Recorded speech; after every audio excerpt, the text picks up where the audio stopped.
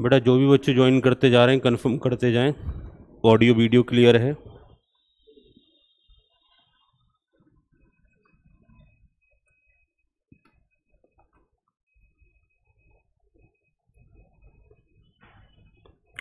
जल्दी जल्दी से कंफर्म करिए बच्चों, ऑडियो वीडियो क्लियर है आपको।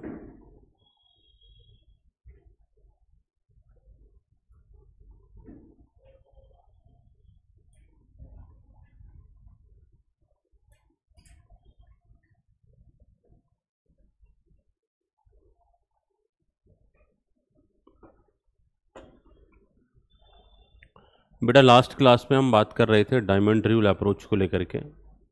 डायमंड रूल अप्रोच में हमने आइटम्स को 4 कैटेगरी में बांटा था: असेट्स, लाइबिलिटी, इनकम और एक्सपेंसेस। असेट्स के बैलेंस हमारे डेबिट थे, लाइबिलिटीज़ के बैलेंसेस हमारे क्रेडिट थे, इनकम के बैलेंसेस हमारे क्रेडिट होते हैं और एक्सपेंसेस और लॉसेस के बैलेंस हमारे डेबिट होते हैं। इन आइटम के बैलेंसेस के बेसिस पर हम डिसाइड करते हैं कि जनरल एंट्री कैसे बनेगी। अगर कोई भी आइटम जिसका बैलेंस डेबिट है, अगर वो बढ़ रहा है तो उसे फर्दर डेबिट करेंगे, अगर वो घट रहा है तो उसे क्रेडिट करेंगे। कोई भी आइटम ऐसा है जिसका नॉर्मल बैलेंस क्रेडिट होता है, अगर वो इंक्रीज हो रहा है तो उसे क्रेडिट करेंगे, अगर वो डिक्रीज हो रहा है तो डेबिट करेंगे। यही एक बेसिक फंडामेंटल लेके चलना होता है जब हम जनरल एंट्री बना रहे होते हैं। जनरल एंट्री बनाना हमने पहला प्रोसेस स्टार्ट किया था इस चैप्टर में कि भाई जनरल एंट्री कैसे बनेंगी, जहाँ पर हम डायमंड रूल अप्रोच से जनरल एंट्री बना रहे थे और कुछ जनरल एंट्री हमने प्रैक्टिस भी कर ली थी। लास्ट क्लास में मैंने आपसे बोला भी था, जो एग्जाम्पल एक चल रहा था ये कंप्लीट कराया था, एग्जाम्पल नंबर 1, कि भाई राम ने बिजनेस स्टार्ट किया, ये पर्टिकुलर से ट्रांजेक्शन है, इनकी जनरल एंट्री बनाइए। इसके बाद मैंने आपको एक होमवर्क दिया था कि घर से ट्राई करना आप डिफरेंट टाइप के ट्रांजेक्शन से जो आपको मिलें, और अगर उनमें से कोई जनरल एंट्री नहीं बनता तो मुझे बताना, हम क्लास में उसकी जनरल एंट्री ट्राई करेंगे। तो करे थे बेटा कुछ एग्जाम्पल ट्राई? कोई ऐसा ट्रांजेक्शन जो नोट करके लाए हों कि सर इसकी जनरल एंट्री बनाइए? हाँ जी,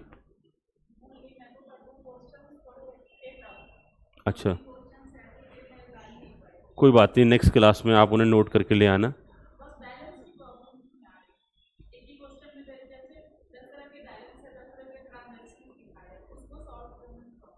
कोई नहीं, आप उसे नोट कर लेना, नेक्स्ट क्लास में क्या ट्रांजेक्शन है उसकी जनरल एंट्री क्लास में बनाएंगे। मतलब मेरा मानना ये है कि अगर आपको जनरल एंट्री का रूल आता है तो फिर हर तरीके की जनरल एंट्री बननी चाहिए। कुछ एग्जाम्पल बेटा? हाँ बोलो।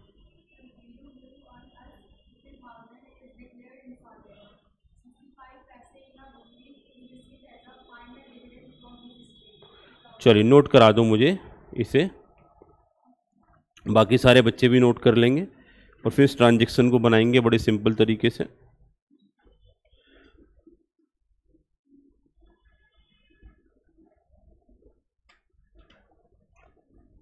ये लास्ट एग्जाम्पल था हमारा, A purchase goods of ₹5,000 from B and C paid on behalf of A.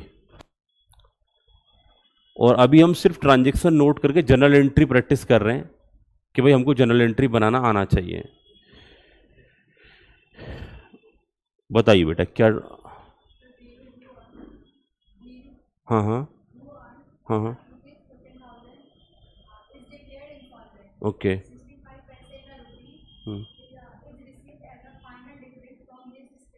Okay. देखो बेसिकली इनका कहना है कि भाई बीरू जो कि कितना कमाता है, 15,000 रुपये, और वो इंसॉल्वेंट हो गया, राइट, और उसके स्टेट में से कितना रुपीस हमने कहीं ना कहीं रिकवर किया? 65 पैसे। बात क्लियर? तो बीरू की जितनी लाइबिलिटी बनती है, जितनी भी उसे लाइबिलिटी बनती है, वो लाइबिलिटीज़ में से वो सिर्फ 65 पैसे ही पे करेगा।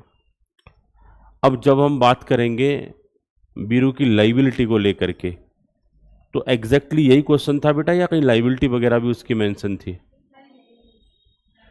देखो जब तक हम किसी के इंसॉल्वेंट होने के टाइम पर उस डेप्ट की एंट्री नहीं बनाएंगे ना, जब तक कि उसकी लाइबिलिटी ना गिवन हो, उस क्वेश्चन में जहाँ से भी आपने ये नोट करा होगा उसकी पक्का लाइबिलिटी होगी, या अर्न की जगह कहीं 15,000 की लाइबिलिटी तो नहीं है। ओन्ड तो नहीं है कहीं, ओन्ड होगा बेटा, ठीक है हाँ। अगर हम बात करते हैं उसके पास 15,000 का लोन है, एक तरीके से 15,000 रुपये उसे दूसरों के देने हैं, ठीक है। तो मैं इस क्वेश्चन को नोट करा देता हूँ अपने पॉइंट ऑफ व्यू से, और फिर आपको पता चल जाएगा अगर ऐसा क्वेश्चन आता है तो उसकी कैसे जनरल एंट्री नोट बनाएंगे। ए ओन्ड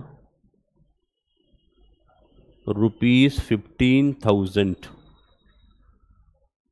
ठीक है,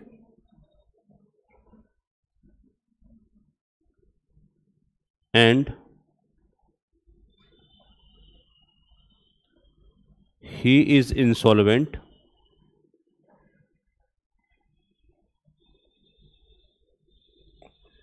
₹85 था ना उसमें बेटा, रुपी ₹0.65, तो बेटा अगर 0.65 रुपीज़ में लिख रहा हूँ इसका मतलब 65 पैसे हो गए, ठीक है। Received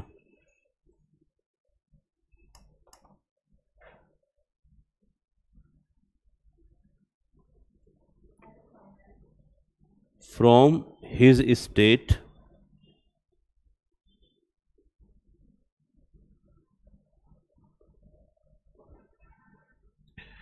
as final amount.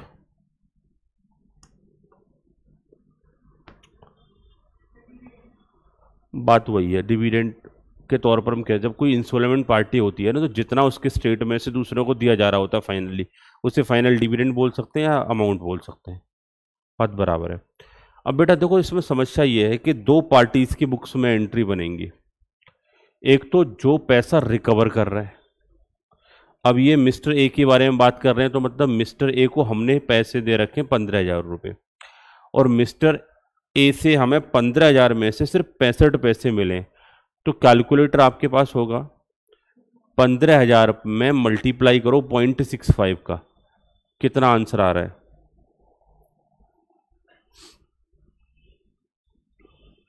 15,000 multiply 0.65, 100 पैसे में से 0.65 पैसे मिल रहे हैं, तो कितना 9,750।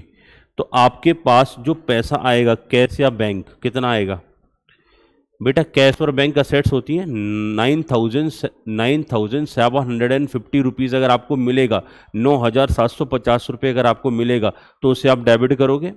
जब जब आपकी असेट्स बढ़ती है तो उसे क्या किया जाता है, डेबिट किया जाता है। तो एंट्री क्या बनेगी बच्चों, बैंक अकाउंट डेबिट, या इसकी जगह कैश अकाउंट कर सकते हैं, दोनों ही असेट्स के अकाउंट हैं, मिलने पर बढ़ेंगे।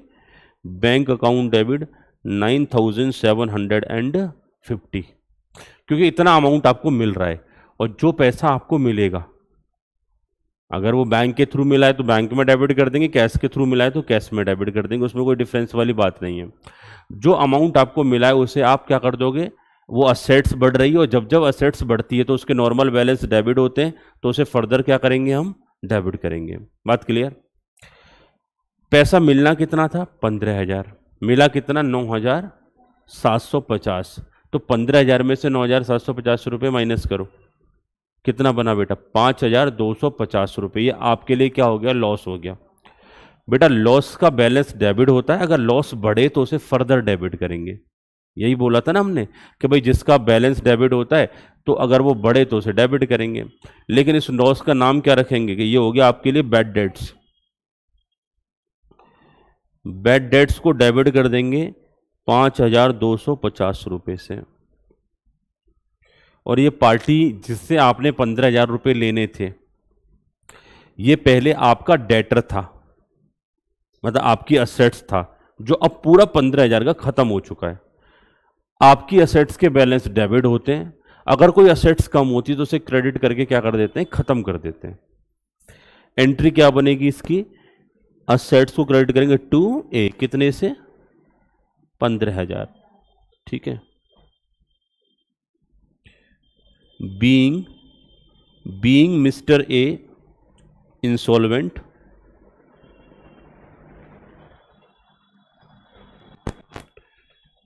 and ₹0.65 received from his estate। अब देखो बेटा, ये तो हमने जो एंट्री बनाई ये उस पर्टिकुलर पार्टी की बुक्स में बनाई जो कि पेमेंट रिसीव कर रहा है।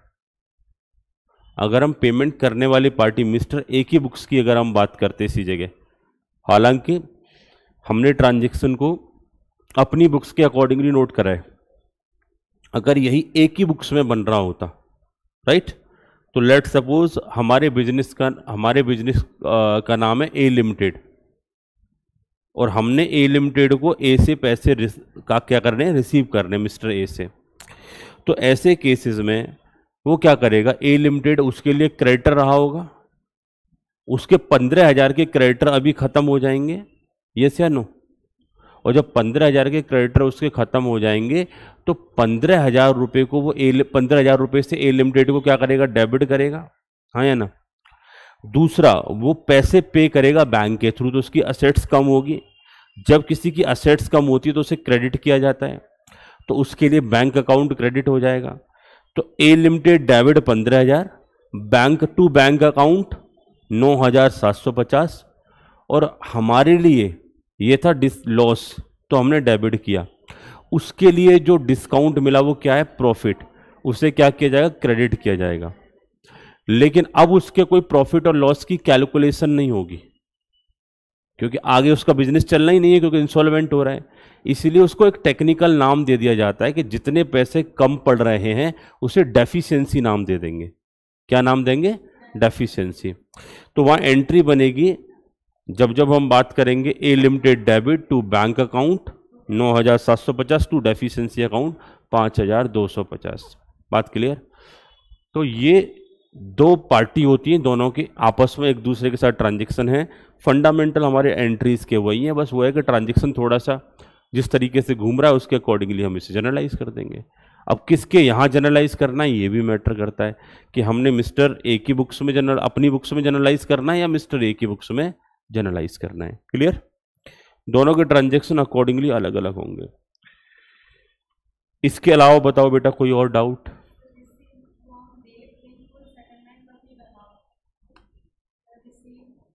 बेटा अच्छा, रिसीव्ड फ्रॉम देव, हाँ आगे, हाँ हाँ, कितने रुपए। बेटा ये क्वेश्चन मैं आपको बता रहा हूँ, ये क्वेश्चन आपने कॉन्टिन्यूटी, कोई बात नहीं मैं समझा देता हूँ, इधर ध्यान दो। अगला ट्रांजैक्शन नोट करो, मैं बना देता हूँ। होता क्या है, जैसे हमारा कोई कॉन्टिन्यूटी में क्वेश्चन होता है, अब हमने देव को पहले सामान बेचा होगा, कोई ना कोई पहले सेल करा होगा, उस ट्रांजैक्शन में हमने 1 लाख का किसी को सामान सेल कर दिया, तो सेल की एंट्री पहले बन गई होगी, तो वो पार्टी हमारे यहाँ डेटर बन गई होगी। बाद में जाकर के जनरली कॉन्टिन्यूटी में एक नीचे स्टेटमेंट डाल दिया जाता है कि भाई देव से सेटलमेंट में 90,000 मिल गए। तो उस दौरान हमको वो ये नहीं बताता कि बैलेंस कितना था उसका पहले से, क्योंकि बैलेंस तो ऑलरेडी उन्होंने पहली एंट्री में बता दिया ना। जनरली क्या है कि अगर हम ऐसी ट्रांजैक्शन को अगर रिकॉर्ड कर रहे हैं तो पहले उसका बैलेंस मालूम होना चाहिए। तो मैं एक फ्रेश क्वेश्चन यहाँ बनवा देता हूँ और आपको एंट्री समझ में आ जाएगी कैसे बनानी है। ठीक है,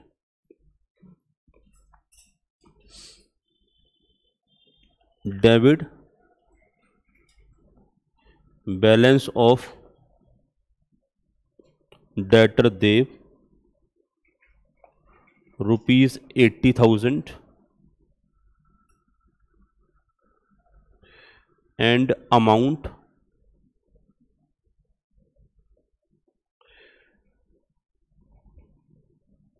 received ₹75,000 in full settlement।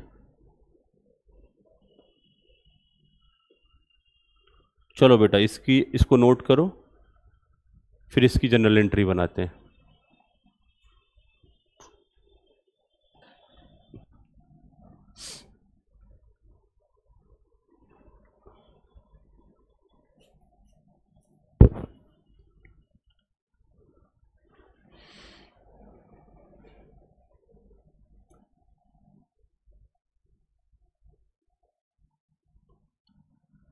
Debit balance of debtor देव ₹80,000। अब एक बात बताओ, आपकी डेटर असेट्स होता है या नहीं होता? क्या डेटर्स हमारे असेट्स होते हैं? और असेट्स का बैलेंस नॉर्मली क्या होता है? डेबिट। अगर वो कम होते हैं, खत्म होते हैं, तो उन्हें क्या किया जाएगा? क्रेडिट किया जाएगा। अब इस डेटर से पैसे मिल रहे हैं हमें 75,000, और उसमें हिसाब किताब क्लियर, मतलब खत्म हो जाएगा इसका बैलेंस। तो अब इस डेटर को तो हम क्रेडिट करके खत्म करेंगे ना। तो एंट्री क्या बनेगी? टू देव। कितनी अमाउंट से? 80,000 से। ये क्रेडिट हमने क्यों किया? क्योंकि ये असेट्स का अकाउंट था, और जो असेट्स खत्म हो उसे हम क्या करेंगे? क्रेडिट करेंगे, क्योंकि असेट्स जब बढ़ती है तो डेबिट और घटती है तो क्रेडिट। क्लियर? अब इस देव से 75,000 रुपीज मिल रहा है आपको कैश में। मुझे एक बात बताओ, क्या कैश आपके लिए असेट्स है? और अब ये बढ़ रहा है, तो कैश जब बढ़े तो उसे क्या करेंगे? फर्दर डेबिट करेंगे। तो एंट्री क्या बनेगी? Cash account debit. और ये कितना कैश मिलेगा आपको? इस ट्रांजैक्शन में आपका कोई नुकसान भी है क्या? लॉस भी है क्या? कितने का? 80,000 का डेटर था, जिससे 75 मिले, तो 5,000 का लॉस हो गया। उसे बेसिकली रिकॉर्ड कर देंगे डिस्काउंट में, क्योंकि हमने उसे डिस्काउंट दिया ना, तभी तो फुल सेटलमेंट हुआ। तो डिस्काउंट अकाउंट डेबिट।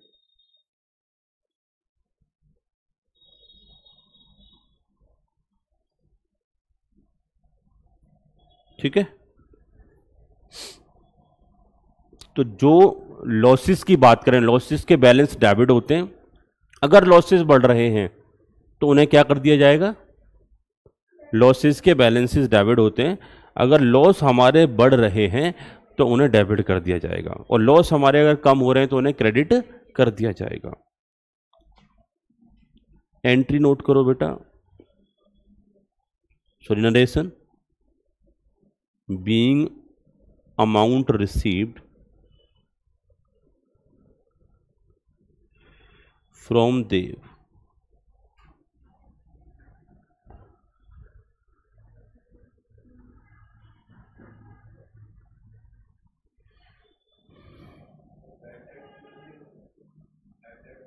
बेटा। बैड डेट्स तब बोला जा, बैड डेट्स जबरदस्ती वाला डिस्काउंट होता है, वो लॉस होता है।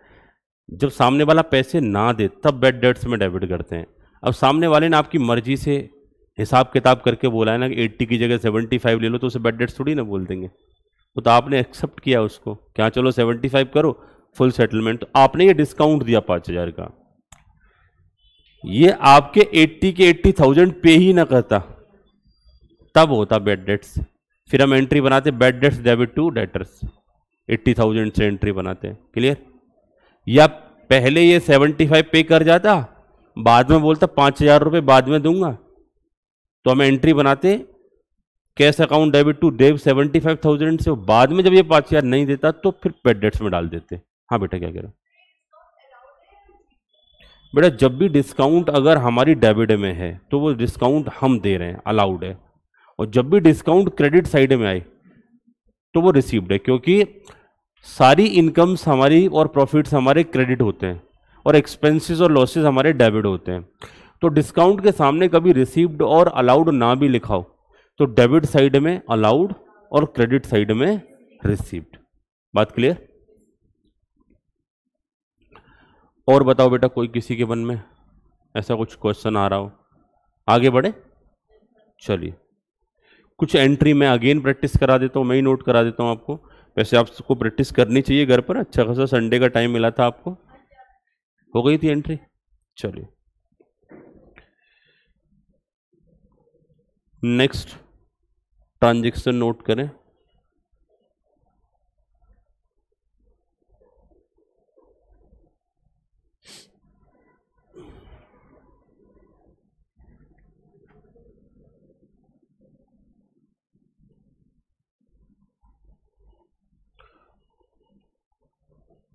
Fixed assets of rupees 1,50,000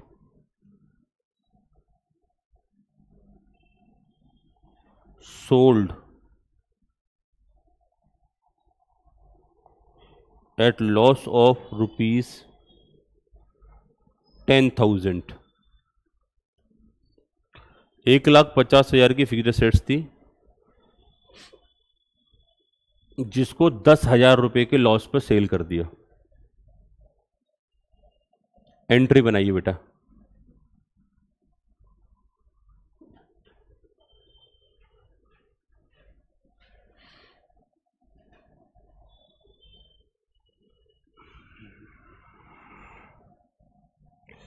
fixed assets of ₹1,50,000 sold at loss of ₹10,000।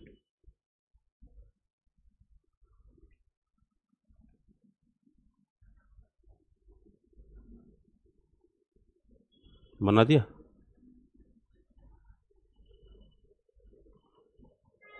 Confusion दूर करने के लिए मैं बता देता हूं, इन कैश। बेटा 1,50,000 की एसेट से 10,000 के लॉस पे सेल कर रहे हैं तो कितने में सेल करोगे? 1,40,000। 1,40,000 रुपये आएंगे या जाएंगे? असेट्स बढ़ रही है, कैश बढ़ रही है, कितने से? 1,40,000 से। अच्छा, कैश एक असेट्स का अकाउंट है, असेट्स के अकाउंट का नॉर्मल बैलेंस डेबिट होता है, और जब जब कैश बढ़े उसे क्या करेंगे? डेबिट ही तो करेंगे। तो एंट्री क्या बनेगी? कैश अकाउंट डेबिट कितना? 1,40,000।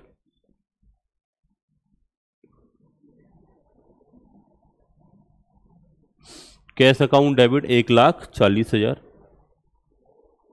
बच्चों जब भी हमें लॉस होता है, लॉस का बैलेंस क्या होता है? डेबिट होता है। लॉस बढ़ रहा है यहां पर या कम हो रहा है? बोला 10,000 से बढ़ रहा है। जब लॉस बढ़ेगा तो उसे फर्दर डेबिट करेंगे।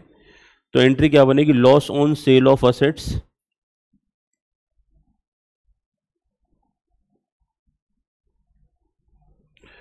डेबिट कितना?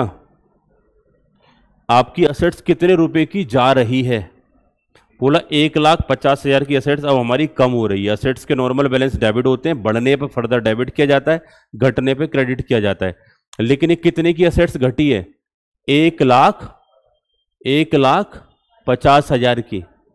भाई असेट्स तो 1,50 की थी ना, अब वो खत्म हो गई आपकी, कम हो गई, तो 1,50 की असेट्स को क्रेडिट कर दो। फिक्स्ड एसेट्स, इसकी जगह कोई नाम होता तो वो नाम लिख देते, ठीक है। 1,50,000 टू फिक्स्ड एसेट्स, 1,50,000।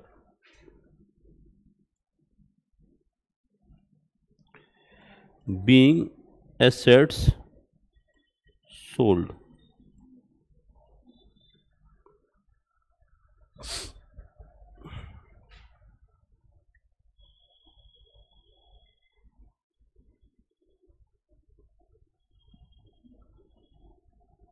बिल्कुल सही बेटा।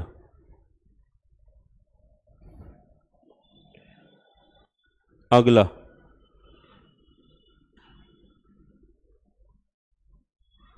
नेक्स्ट एंट्री नोट करो।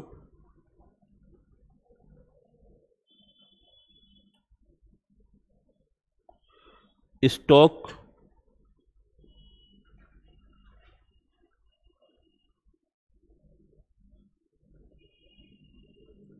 Closing stock valued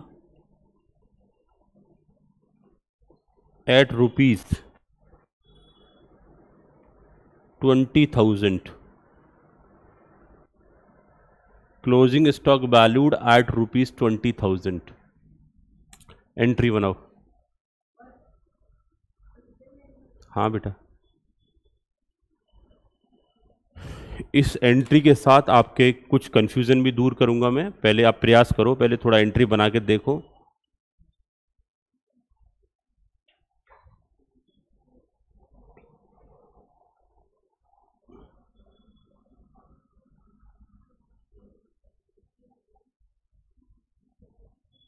closing stock valued at ₹20,000।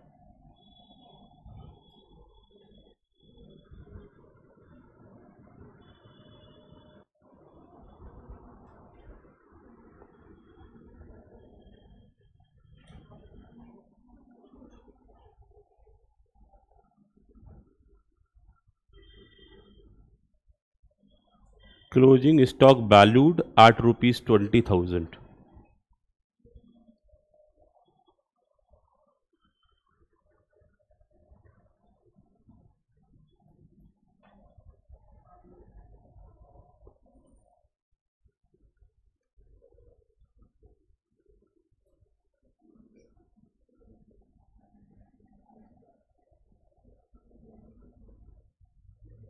बनाइए एंट्री बेटा। चलिए एक काम करते हैं, छोटा मोटा एक बिजनेस करते हैं, तब समझ में आएगा। ये ट्रांजेक्शन अभी एकदम एंट्री नहीं बना पाएंगे, जब तक ट्रांजेक्शन समझो पहले, और ट्रांजेक्शन समझने के बाद हम फिर अपने एंट्री के लॉजिक लगा करके एंट्री बनाएंगे। ठीक है, एक काम करते हैं बेटा, ये देखो मैंने स्टॉक परचेज किया है,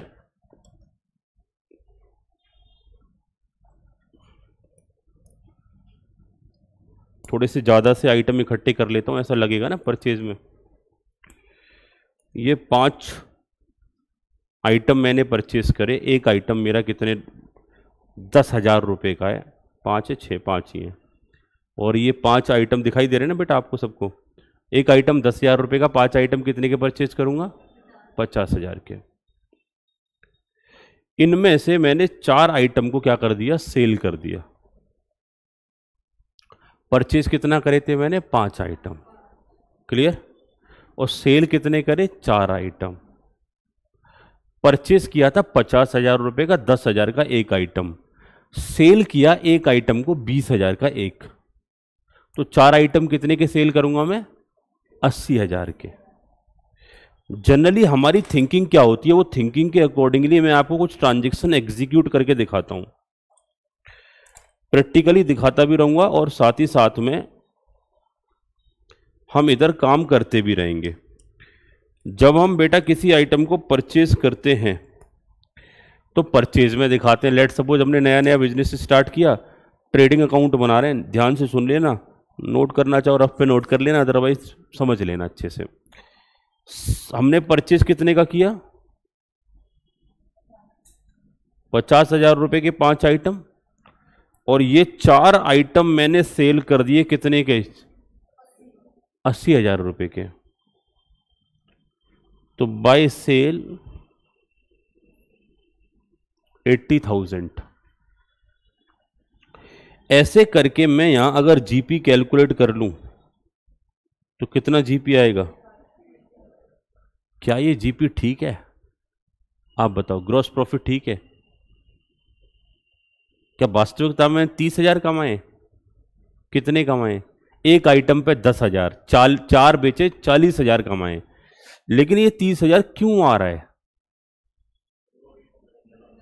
क्योंकि अभी एक आइटम जो मैंने खरीद के अपने पास रखा हुआ है उसकी कॉस्ट को मैं परचेज में शामिल करके चल रहा हूं। भाई बिजनेस क्या कहता है, जितने आइटम सेल कर रहे हो उतने की ही परचेज इधर दिखाओ। परचेज किए आपने 200 आइटम, परचेज दिखाओगे 200 आइटम की, सेल दिखाओगे मात्र 100 आइटम की, तो आपका प्रॉफिट सही नहीं आएगा।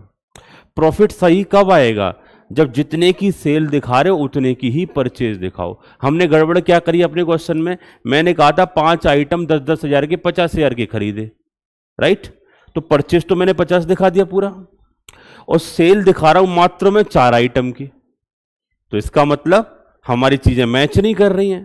भाई जितने आइटम की सेल है उतने की ही परचेज तो खर्चों में दिखाएंगे, हाँ या ना। अब तरीका बताओ, तरीका क्या करें हम, सर इस 50,000 की परचेज को हटा के 40,000 कर दो।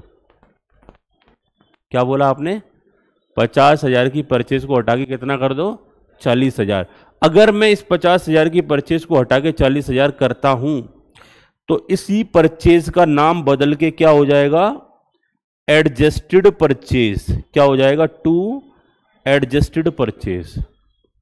जब किसी क्वेश्चन में एडजस्टेड परचेज होती है उस क्वेश्चन में क्लोजिंग स्टॉक की एंट्री बन चुकी होती है पहले ही, और उसमें क्रेडिट साइड में ट्रेडिंग अकाउंट में फिर क्लोजिंग स्टॉक दिखाने की जरूरत नहीं होती, क्योंकि प्रॉफिट बिना क्लोजिंग स्टॉक को दिखाए सही कैलकुलेट होके आ रहा होता है।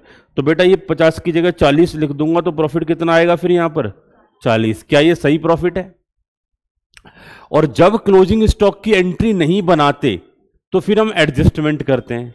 एडजस्टमेंट कैसे होता है, परचेस को तो 50 ही रहने देंगे, यहां पर जितना परचेस करा उतना ही दिखा दो, क्रेडिट साइड में दिखा दो बाय क्लोजिंग स्टॉक, कितने से, 10,000 से, क्योंकि एक यूनिट बचा है 10,000 का तो हमने 10,000 से दिखा दिया, तो ये कितना हो जाएगा 90, और 90 में से 50 माइनस हो जाएंगे तो भी कितना बचेगा?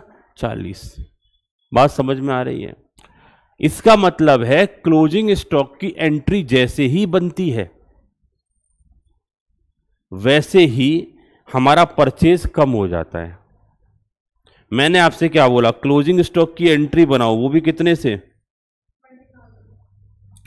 मैंने अपने क्वेश्चन में क्लोजिंग स्टॉक को बोला कि क्लोजिंग स्टॉक हमारा वैल्यूड हुआ है 20,000 से, इसकी एंट्री बनाओ। इसका मतलब 20,000 रुपए का ऐसा परचेज है जो परचेज तो कर लिया लेकिन अभी वो सेल नहीं हुआ है। इसका मतलब वो परचेज में से हटाना है, परचेज को कम करना है। बेटा मुझे बताओ, परचेज एक्सपेंसेस है या लॉसेज है या प्रॉफिट है या इनकम है या एसेट्स है? एक्सपेंस है। एक्सपेंस के बैलेंस क्या होते हैं, डेबिट या क्रेडिट? जब उन्हें बढ़ाना हो तो डेबिट करते हैं, घटाना हो तो क्या करेंगे? क्रेडिट करेंगे, राइट? तो टू परचेज करेंगे कितने से? 20,000 से। क्लियर? और उस परचेज को कौन से अकाउंट में लेके जाएंगे? क्लोजिंग स्टॉक अकाउंट में। क्योंकि अब वो परचेज, अब तक तो एक्सपेंस था, क्योंकि अब वो अगली साल इस्तेमाल होगा, मतलब बेनिफिट अगली साल मिलेगा। और जिस आइटम पर खर्चा आज करें और बेनिफिट आने वाले ईयर में मिले उसे क्या बोलना चालू कर देते हैं? असेट्स। तो अब वो परचेज परचेज नहीं रहा, वो 20,000 का परचेज तो खत्म हो गया और वो क्या बन चुका? असेट्स बन चुका है। तो जहां पर आपका एक एक्सपेंस कम हो जाए और एक असेट्स बढ़ जाए, असेट्स बढ़ेगा तो उसे डेबिट करोगे और एक्सपेंसेस कम होगा तो उसे क्या करोगे? क्रेडिट करोगे। परचेज कम हुआ और क्लोजिंग स्टॉक बढ़ना मतलब असेट्स का बढ़ना। तो एंट्री क्या बनाओगे? Closing stock debit to purchase. Clear? Entry क्या बनेगी? Closing stock debit to purchase.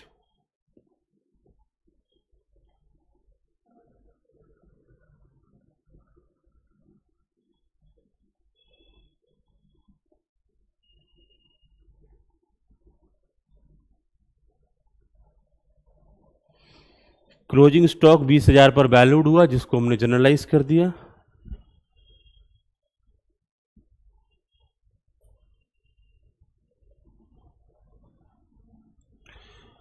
तो संजना, आप जो आंसर कर रहे थे वो मोरलेस करेक्ट है सारे। यही लॉजिक मैंने आपको कन्वे किए। यहां तक बताइए बेटा, कोई समस्या, कोई दिक्कत, कोई डाउट? आगे बढ़ सकते हैं।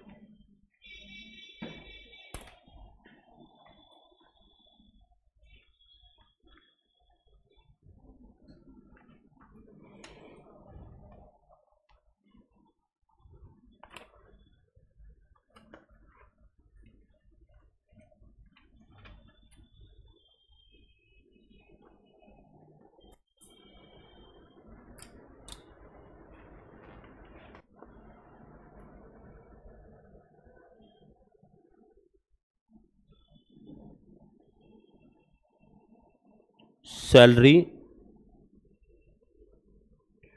For the period rupees 1,20,000,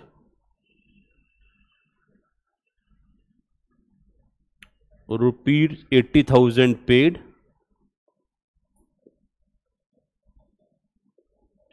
rest is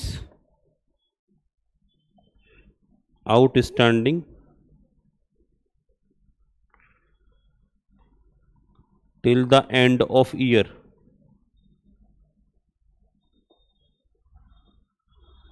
salary 1,20,000 रुपए की आपने एम्प्लॉय से काम कराया, 80,000 का उसमें से आप पे कर चुके हो और रेस्ट आपका ईयर एंड तक आउटस्टैंडिंग है।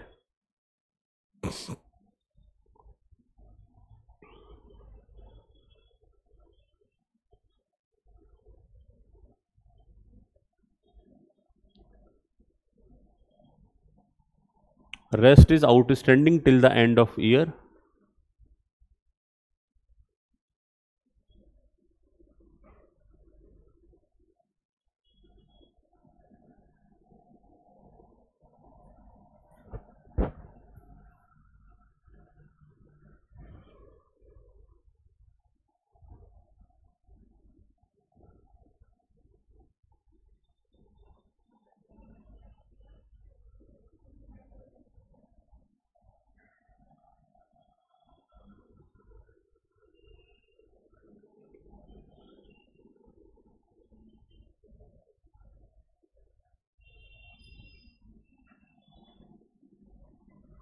एंट्री बना दी बेटा। सैलरी कितने रुपए की? 1,20,000 रुपये का एक साल का खर्चा है, तो एक्सपेंसेस है 1,20,000 रुपये से। एक्सपेंसेस जब बढ़ते हैं तो डेबिट किया जाता है, सैलरी को डेबिट कर दो कितने से? 1,20,000 से।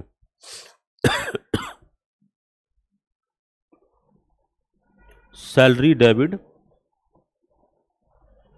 1,20,000। बेटा एक्सपेंसेस था 1,20,000 रुपये का, इसमें से पेमेंट कितना कर दिया? 80,000। आपके पास से कैश एक असेट्स होता है, और जब कैश जाए, कैश कम हो जाए तो उसे क्रेडिट करोगे या नहीं करोगे? असेट्स कम होता है तो क्रेडिट करेंगे, बढ़ता है तो डेबिट करेंगे। तो कैश को क्या कर दिया जाएगा? Credit to cash account. कितने से? 80,000 से, राइट। साथ ही साथ में बेटा जो अमाउंट आपने पे नहीं किया वो आपकी लाइबिलिटी, पे करना पड़ेगा। और जब लाइबिलिटी बढ़ता है तो उसे क्रेडिट करते हैं डेबिट करते हैं? क्रेडिट करेंगे। यहां पर उन एम्प्लॉइज के नाम लिखने चाहिए जिनको अभी पेमेंट करना बाकी है, बट सबके नाम लिखेंगे कंफ्यूजन होगा, ये गुड्स के लिए क्रेडिटर हैं या सैलरी के लिए क्रेडिटर हैं, इसलिए एक रिप्रेजेंटेटिव नाम रख लेते हैं, आउटस्टैंडिंग सैलरी। तो एक लाइबिलिटी हो गई, लाइबिलिटी को आउटस्टैंडिंग सैलरी के तौर पर कितने से? 40,000 से हम रिकॉर्ड कर लेंगे।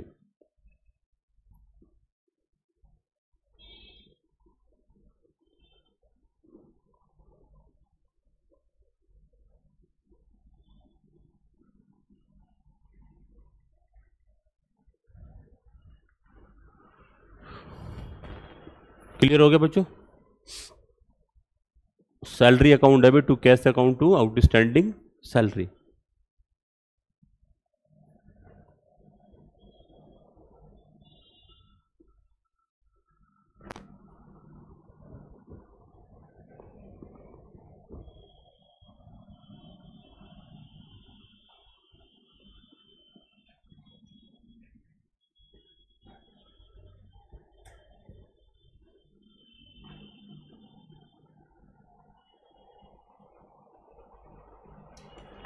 Furniture purchase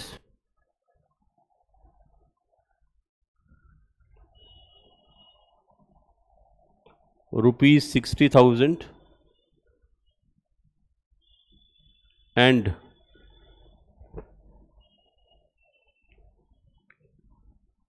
in payment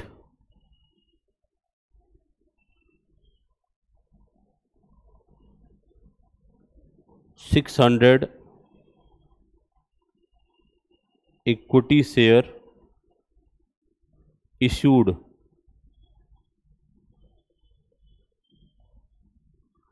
at the rate of ₹100 each।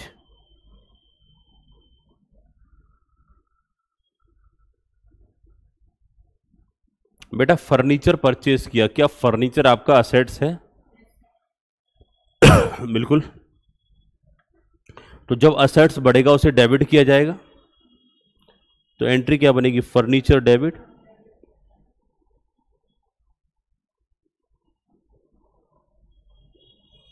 कितने से? एक असेट्स बढ़ा, आपने उसे डेबिट कर दिया, दूसरे साइड में आप शेयर इशू कर रहे हैं आपकी कंपनी उसको फर्नीचर के बदले, तो शेयर आपकी लाइबिलिटी होती है या असेट्स होती है? जल्दी से बताओ, शेयर लाइबिलिटी होती है या असेट्स होती है? बेटा जब शेयर कंपनी इशू करती है तो उसके लिए लाइबिलिटी होता है, और हम किसी के शेयर परचेस करके होल्ड करें वो हमारे लिए असेट्स होते हैं।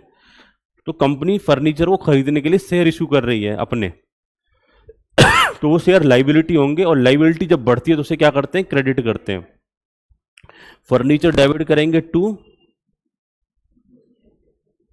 Equity share capital. लाइबिलिटी बढ़ेगा, वो भी 60,000 से क्रेडिट कर देंगे।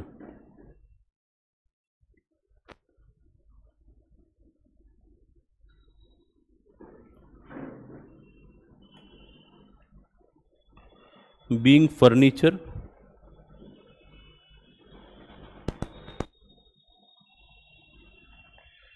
Furniture purchased by issue of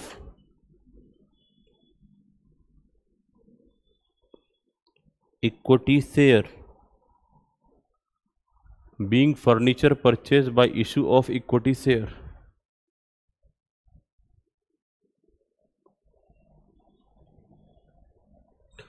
clear हो गया बेटा? आगे बढ़ सकते हैं।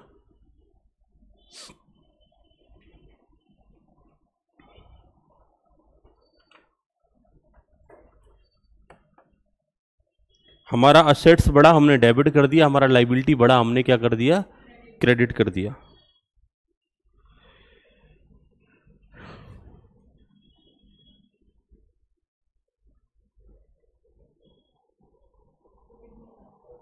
लॉन्ग टर्म लोन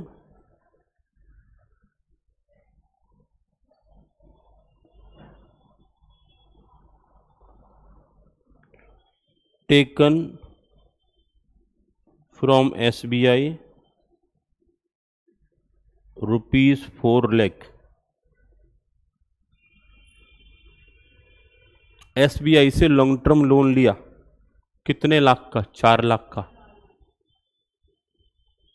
बोलो बच्चों बोलो।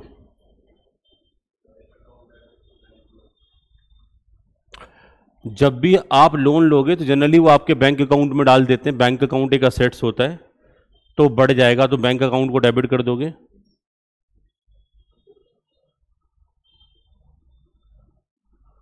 चार लाख से बैंक अकाउंट डेबिट हो जाएगा 2। बैंक लोन नाम वगैरह हम बैंक का जनरली लिखते नहीं है। बैंक लोन में इतना जरूर कर सकते हैं हम, लॉन्ग टर्म बैंक लोन या लॉन्ग टर्म लोन नाम दे सकते हैं, लेकिन अभी हमारे यहाँ पर बहुत सारे लोन तो है नहीं, तो मैंने बैंक लोन ही नाम लिख दिया है। राइट? जब आपके पास डिफरेंट डिफरेंट टाइप के लोन हो, एक से ज्यादा लोन है, तो फिर उसमें नाम क्लासिफाई कर सकते हो। किसी का लॉन्ग टर्म रख दो, किसी का शॉर्ट टर्म रख दो, या long term loan from SBI ऐसे रख सकते हो। वो डिपेंड आपके ऊपर करेगा, आप अकाउंट के नेम को मॉडिफाई कर सकते हो। रिप्रेजेंटेटिव नाम लिखना होता है, जैसा मर्जी आप लिख लो। तो बैंक लोन कितने का? 4 लाख का।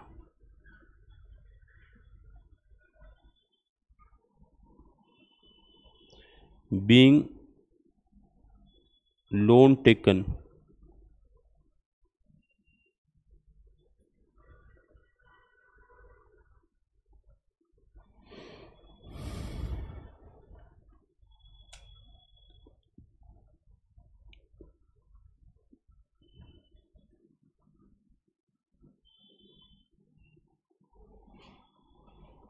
Purchase return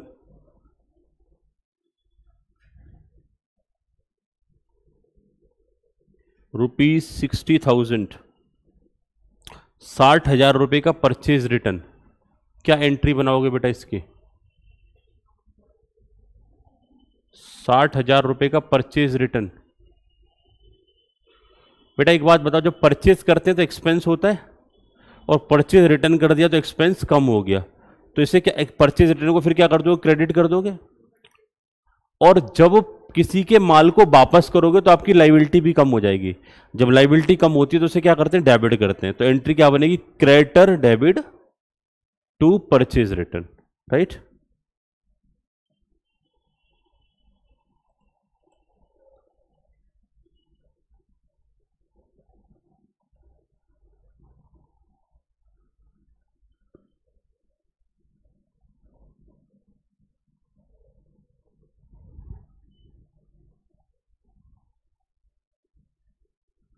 being goods return,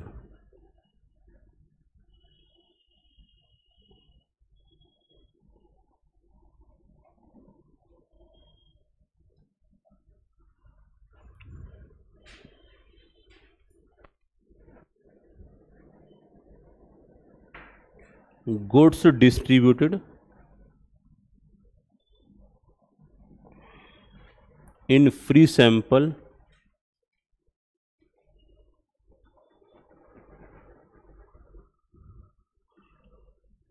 for advertisement, goods distributed in free sample for advertisement ₹1 lakh. 1 lakh रुपए का सामान आपने फ्री सैंपल में बांट दिया एडवर्टाइजमेंट के लिए। बनाओ बेटा एंट्री।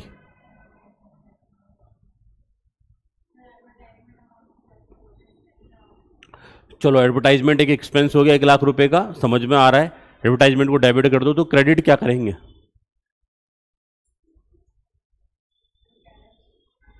क्यों बेटा, कैश बांटा है आपने, कैश कम हो रहा है आपका। जो हमने परचेज किया, जो हमने परचेज किया एक्सपेंस, वो आइटम हमारा कम होगा फ्री में बांटने पे। तो जो चीज कम हो रही है उसको ही तो क्रेडिट करोगे, right.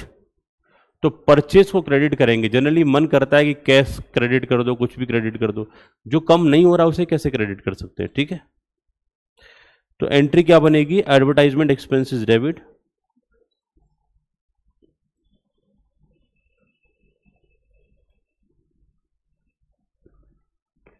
₹1,00,000 to purchase.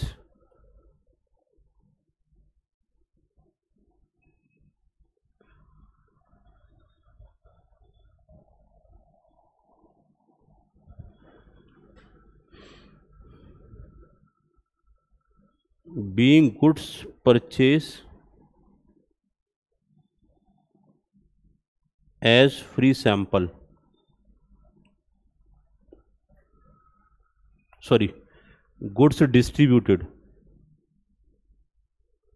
Being goods distributed as free sample. जल्दी से बताओ बेटा, यहां तक कोई समस्या? तो ऐसी भी कोई भी एंट्री जब आप बनाओ तो वो बेसिक से 4 फंडामेंटल माइंड में रखो, मोस्ट ऑफ द टाइम पर आप एंट्री बना पाएंगे।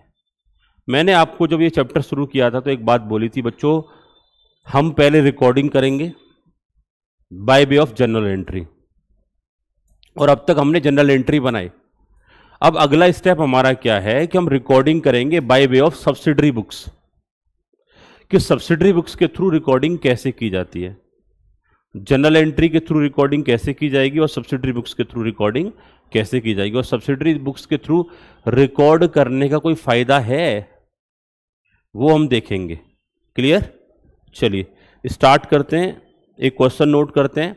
उस क्वेश्चन में पहले हम जनरल एंट्री बना के रिकॉर्ड करेंगे और फिर साथ ही साथ में सब्सिडरी बुक्स बना के भी रिकॉर्ड करेंगे, और देखते हैं कौन सा वाला ट्रांजैक्शन हमारा हमें बेहतर लग रहा है, ठीक है। और हमें सब्सिडरी बुक्स के थ्रू जाना चाहिए या फिर recording by way of general entry करना चाहिए। जब आप एस्पेक्ट को समझोगे तो उससे रिलेटेड कंसेप्ट्स को भी कहीं ना कहीं अप्लाई कर पाओगे।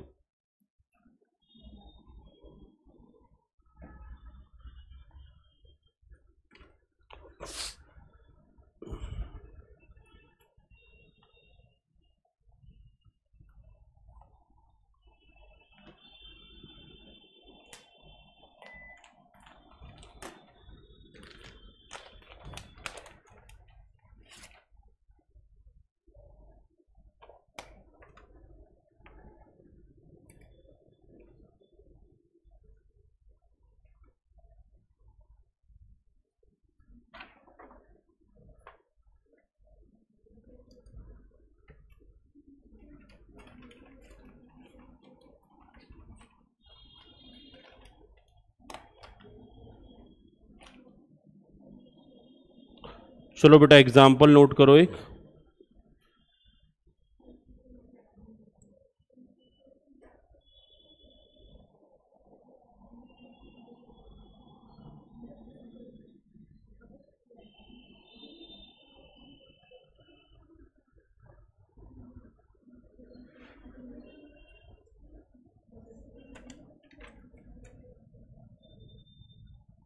एग्जाम्पल नंबर 1,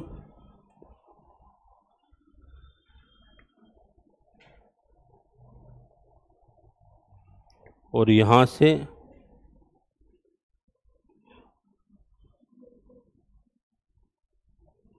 सब्सिडरी बुक्स की हम शुरुआत कर देते हैं practically.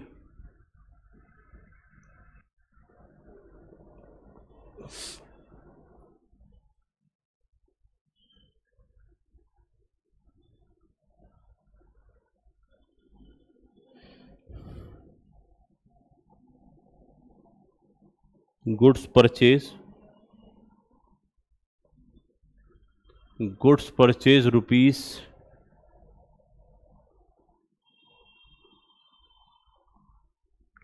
1 lakh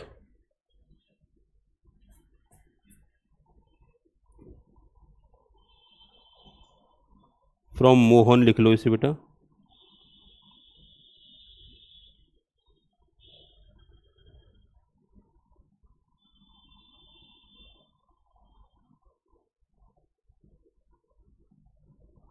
goods purchase from Radha ₹65,000।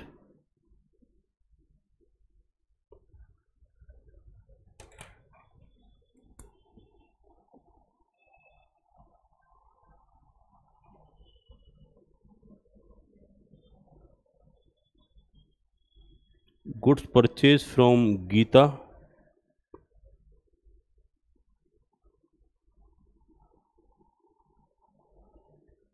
₹35,000।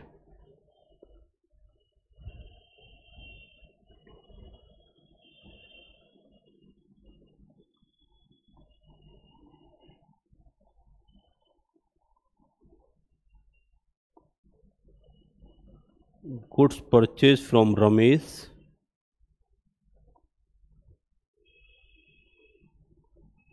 ₹1,50,000।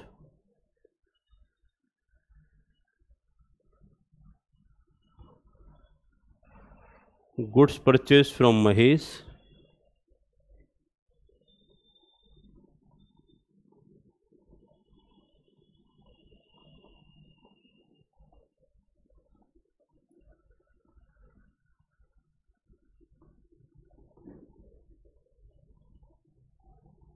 $50,000। नीचे नोट करो, रिकॉर्ड द above transaction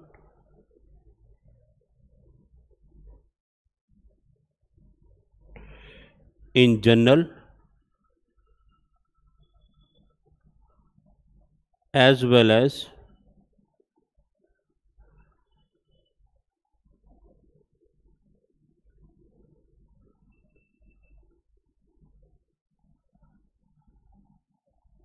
बेटा ध्यान से सुनना, कभी भी कोई एंट्री अगर जर्नल में रिकॉर्ड हो जाए तो वो सब्सिडरी बुक्स में रिकॉर्ड नहीं होती, और अगर सब्सिडरी बुक्स में रिकॉर्ड हो जाए तो वो जर्नल में नहीं रिकॉर्ड होती। मैं यहाँ पर ये रिकॉर्डिंग करवा रहा हूँ आपको, कंपैरिजन पर्पस से करवा रहा हूँ, आपको ये डिफरेंस फील हो कि जर्नल एंट्री में कैसे रिकॉर्ड हो रहा है और सब्सिडरी बुक्स में कैसे, और दोनों में से कौन सा ईजी है। इस तरीके का कंपैरिजन करने के लिए मैं ये जनरल एंट्री रिकॉर्ड करवा रहा हूँ।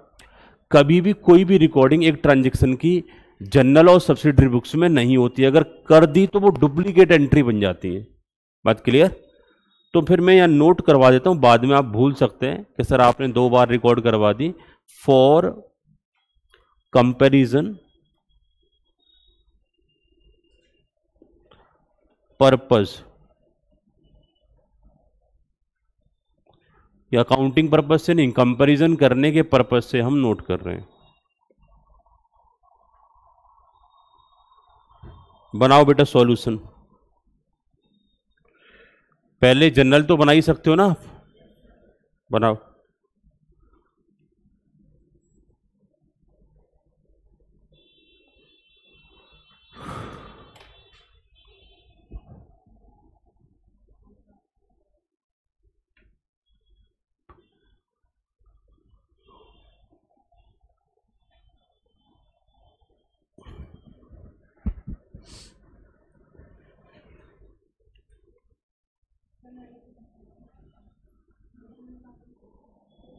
कोई दिक्कत नहीं, नरेशन तो आप बाद में भी लिख लोगे, सिर्फ एंट्री बना लो।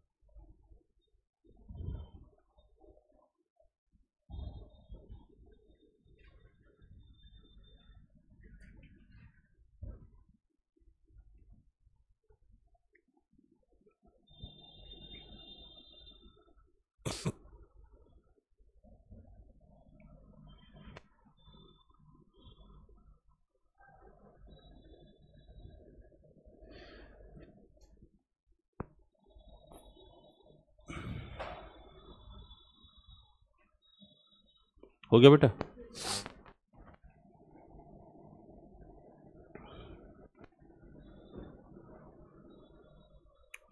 तो बेटा जनरल बना लेते हैं हम। एंट्री क्या बनेगी? Purchase account debit to Mohan, ये एंट्री बनेगी 1,00,000 से।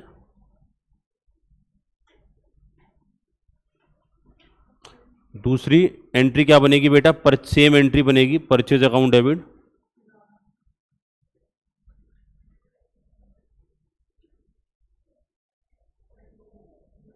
कितने से बनेगी?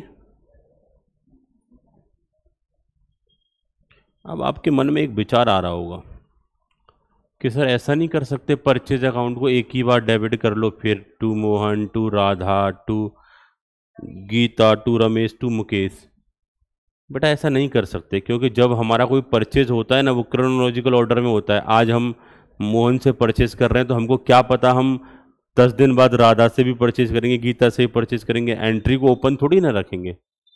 बात क्लियर? तो समस्या वाली बात क्या है कि एक एंट्री क्यों नहीं बन पा रही, इसके पीछे रीजन दिया। प्रैक्टिकल लाइफ में ये पॉसिबल नहीं होता, क्योंकि आज हम इससे परचेज कर रहे हैं, कल को हम कहाँ से परचेज करेंगे और कब परचेज करेंगे, करेंगे भी या नहीं करेंगे, इस बात की कोई गारंटी नहीं रहती है। क्लियर? तो इसीलिए एक एंट्री आज परचेज हो गया तो उसकी आज एंट्री बना लो, कल परचेज हो जाएगा तो उसकी एंट्री कल बना लेंगे। क्लियर हो गया? इसीलिए मजबूरी में एंट्री अलग अलग बनानी पड़ रही है। Purchase from Radha, purchase from Geeta, तो एंट्री क्या बनेगी? Purchase account debit to Gita.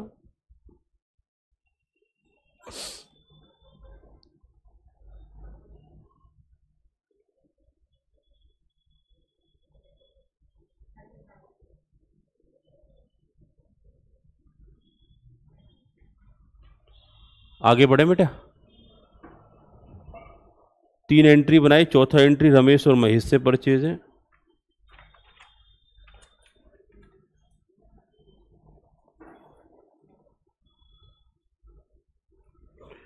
Again entry बनाएंगे परचेज अकाउंट डेबिट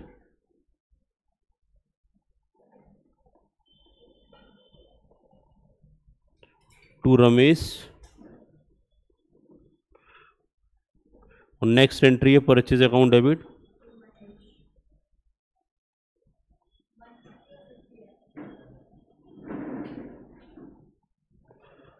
रमेश से कितने का परचेज किया? 1,50,000 का, और इधर 50,000 का परचेज किया है महेश से। ऐसे करके जब बार बार रिपीटेटिव नेचर के, ये 5 ट्रांजेक्शन मैंने नोट कराया आपको, 5 बार आपने सेम एंट्री टाइप की बनाई तो थोड़ी बोरियत सा महसूस किया होगा। बोला बार बार एक ही काम को क्यों कर रहे हैं? अगर यही काम आपको 500 बार करना पड़े तो बिजनेस में तो और ज्यादा मोनोटोनी आएगी और गड़बड़ कर सकते हो। महेश की जगह दिनेश लिख सकते हो, दिनेश की जगह महेश लिख सकते हो, गड़बड़ हो सकती है। रेगुलर रूटीन नेचर पर उस काम को करने में थोड़ी समस्या रहती है। या कई बार ना एक बिजनेस एंटिटी ऐसा जिसकी फ्रीक्वेंटली परचेज होती है, तो बार बार एंट्री बनाओ। बोला एक काम करते हैं, ये जो क्रेडिट परचेज है ना, इनकी एंट्री बनाने के बजाय इनका एक रजिस्टर बना लेते हैं जिसका नाम रहेगा सब्सिडरी बुक्स, और उसका नाम क्या रखेंगे? Purchase book. और देखो परचेज बुक में ट्रांजेक्शन को रिकॉर्ड करना कितना आसान। अगर इसका ऑल्टरनेटिव जाएंगे, मैं इसे ऑल्टरनेटिव इसलिए लिख रहा हूं क्योंकि या तो एंट्री बनती है या फिर सब्सिडरी बुक्स।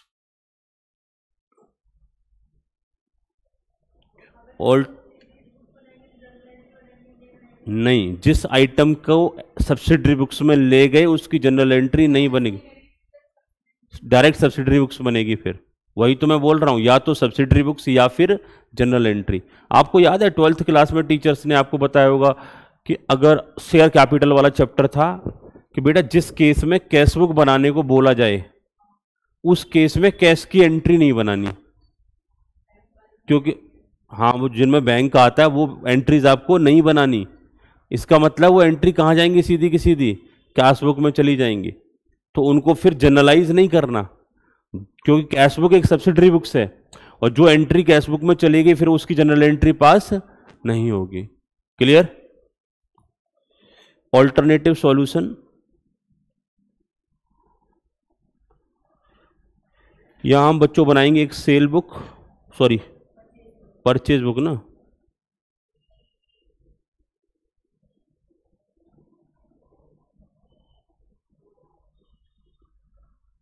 और देखो परचेज बुक में सर कॉलम क्या होने चाहिए, कुछ कॉलम तो फिक्स होते हैं, जैसे एक तो डेट का कॉलम होगा, भाई किस डेट में ट्रांजैक्शन चल रहा है, राइट।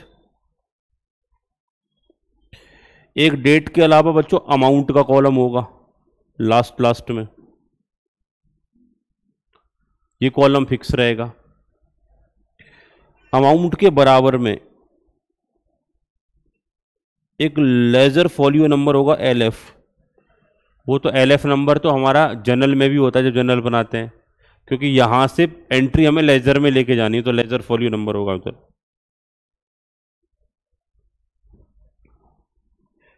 एक कॉलम होगा पर्टिकुलर्स,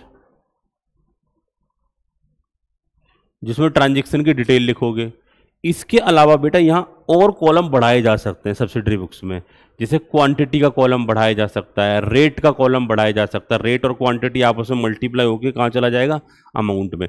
तो ये कस्टमाइज होती है, बाकी सारी चीजें बिजनेस टू बिजनेस डिफर करते हैं, इनकी हमें रिक्वायरमेंट नहीं है। क्लियर। अब हमने एक रजिस्टर बना लिया, अब इस रजिस्टर पर ज्यादा दिमाग लगाने की जरूरत नहीं है, सीधा सीधा बताओ किस किस को सेल करा। पहले बताओ, सबसे पहले किसको सेल करा है, मोहन को। कितने रुपए का, टू मोहन, रुपीस कितना, 1,00,000 रुपए। अमाउंट में अमाउंट डाल दो। इसके बाद राधा को कितना,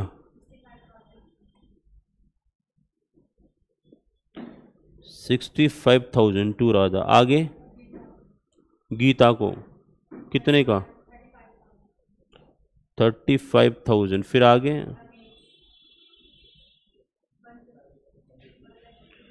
1,50,000 और उसके आगे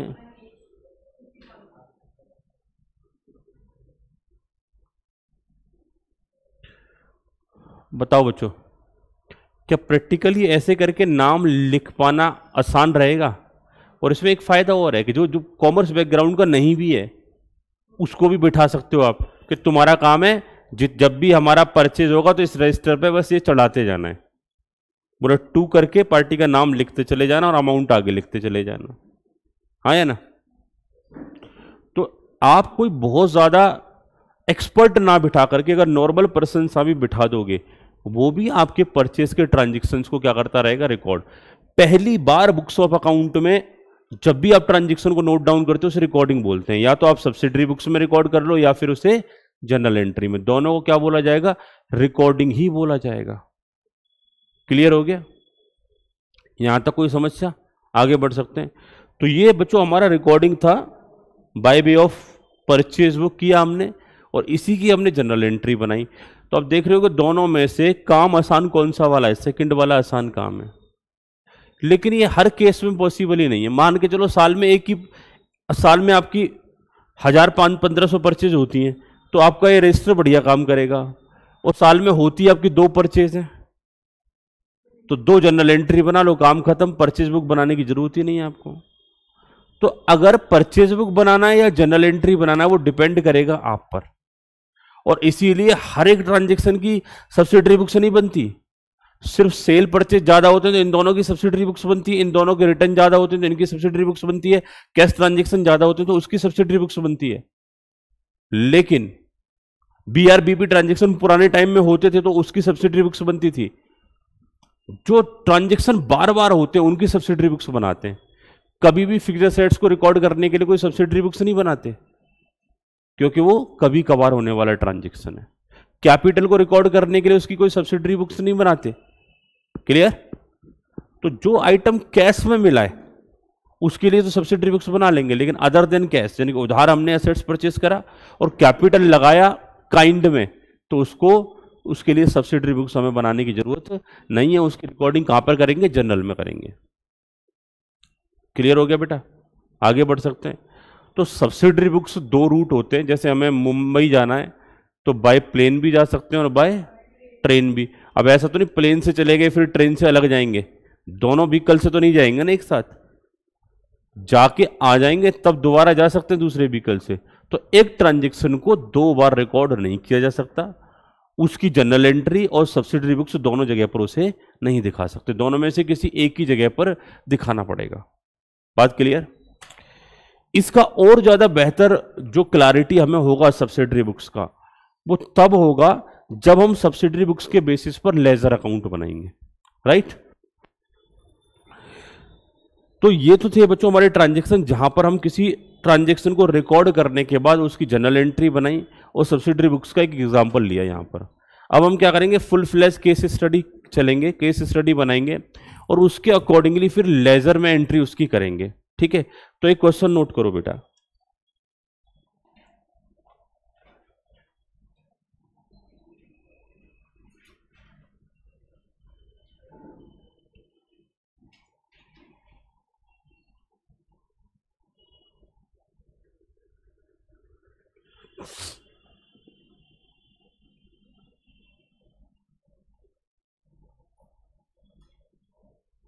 capital introduce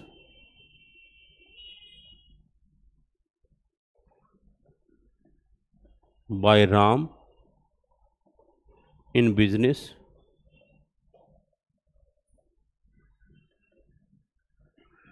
₹8 lakh।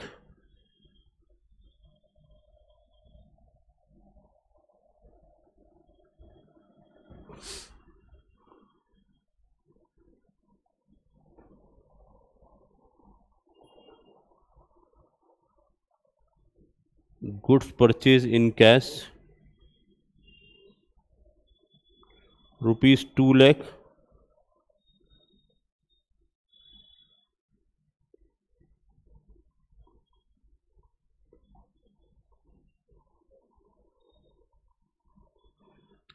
Goods sold in cash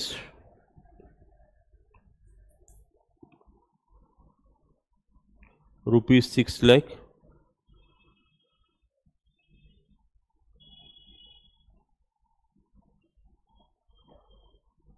Again goods purchase in cash ₹30,000।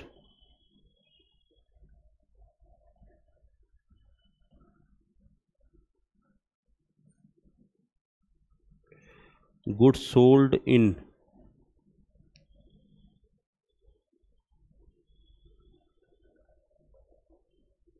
₹8 lakh।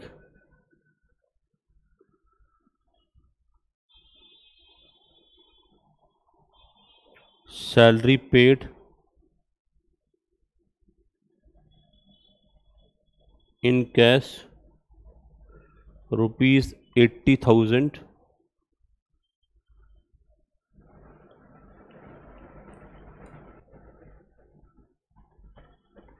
Rent paid in cash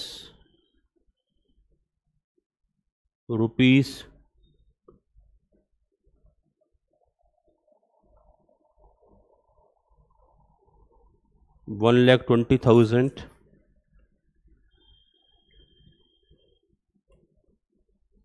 Office expenses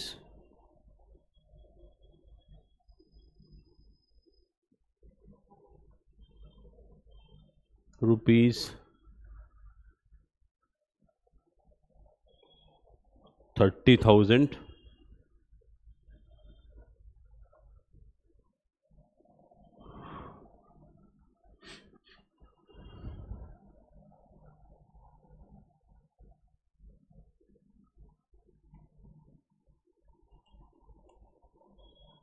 Furniture purchase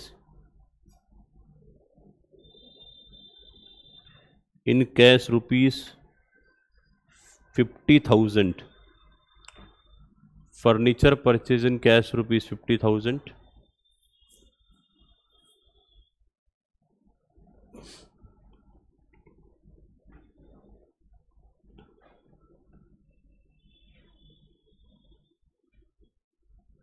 Question 1, generalize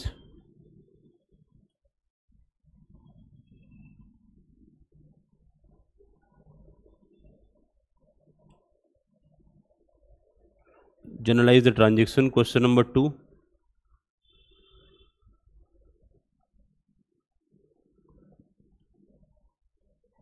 prepare necessary subsidiary books, जिनकी ज़रूरत है उन सब्सिडरी बुक्स को बनाएं।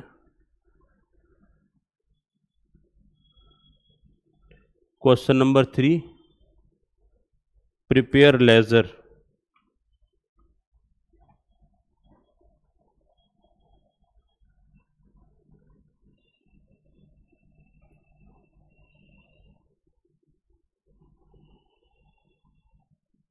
by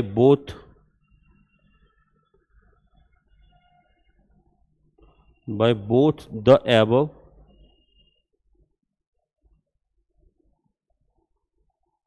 method. लेज़र बनाना है आपको, जब आपने सब्सिडरी बुक्स बनाई है उसके बाद लेज़र बनाना है, और जब आपने जनरल एंट्री बनाई है उसके बावजूद भी आपने लेज़र बनाना है। दोनों मेथड से आपने लेज़र बनाना है। बेटा नेसेसरी बुक जनरल एंट्री आपकी इस पे घर पे रिकॉर्ड करना, और कोशिश करना नेसेसरी सब्सिडरी बुक्स बना पाओ। ये दो काम घर पर आप कर लेना, और इसके जनरल बाकी लेज़र वाला काम मैं आपको यहीं पे कराऊंगा। लेज़र आप मत बनाना, बस एक बार जनरल एंट्री और सब्सिडरी बुक्स होमवर्क में बना के लाने हैं आपको। बाकी सारी एक्टिविटी हम यहीं पे करेंगे। आज हम क्लास को यहीं तक रखेंगे, मिलते हैं नेक्स्ट क्लास में। अब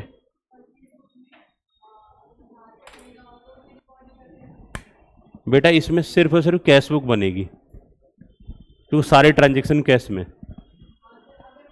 उधार परचेज हो, अगर क्रेडिट परचेज हो तो परचेज बुक में रिकॉर्ड होती है, और क्रेडिट सेल हो तो सेल बुक में रिकॉर्ड होती है।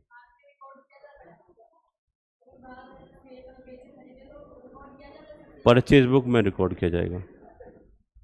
क्रेडिट परचेज को परचेज बुक में, क्रेडिट सेल को सेल बुक में, कैश सेल परचेज है वो कैश बुक में ही रिकॉर्ड होंगे। ठीक है,